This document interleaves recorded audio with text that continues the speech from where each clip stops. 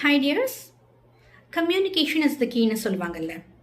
But ஒரு விஷயத்த ஒருத்தர்கிட்ட சொல்கிறது மட்டும் போதுமா?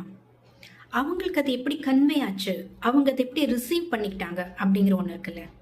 That is comprehension. Communication is like sending a text.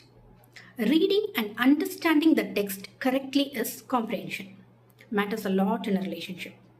ஏன்னு கேட்டிங்கன்னா, நம்ம எவ்வளோதான் ஒரு விஷயத்தை கரெக்டாக கம்யூனிகேட் பண்ண ட்ரை பண்ணாலும் some people might interpret it differently. For example, I need some space-னு சொல்கிறோம். Underlying meaning could be, I need some time to think and process.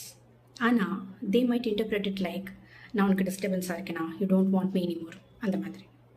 Another scenarios like, உங்கள் பார்ட்னர் உங்களை ஏதோ ஹர்ட் பண்ணுற மாதிரி ஏதோ பண்ணிட்டாங்க, நீங்கள் அதை பெருசுப்படுத்த வேண்டாம் அப்படிங்கிறதுக்காக கிவன் பண்ணுறீங்க, இட்ஸ் ஓகே அப்படின்னு சொல்கிறீங்க. அந்த சட்டில் ஹர்ட்டை புரிஞ்சுக்காம அவங்க ஃபைன் தென் ப்ராப்ளம் சால்வ் அப்படின்னு விட்டுட்டாங்கன்னா problem is not really solve இல்லை. இதே அவங்க நீங்கள் ஹர்ட் ஆயிருக்கீங்கன்றதை புரிஞ்சுக்கிட்டு, ஓகே உனக்கு இன்னும் இது மைண்டு கிளியர் அவுட் ஆகலை, சரி என்ன பண்ணால் நீ நார்மலாக ஃபீல் ஆகுன்னு சொல்லு அப்படின்னு அந்த ஒரு எக்ஸ்ட்ரா எஃபர்ட் போடுறாங்கன்னு வச்சுக்கலாம். That is comprehension. Anyone can hear you. Only few truly listen to understand your emotions and feelings.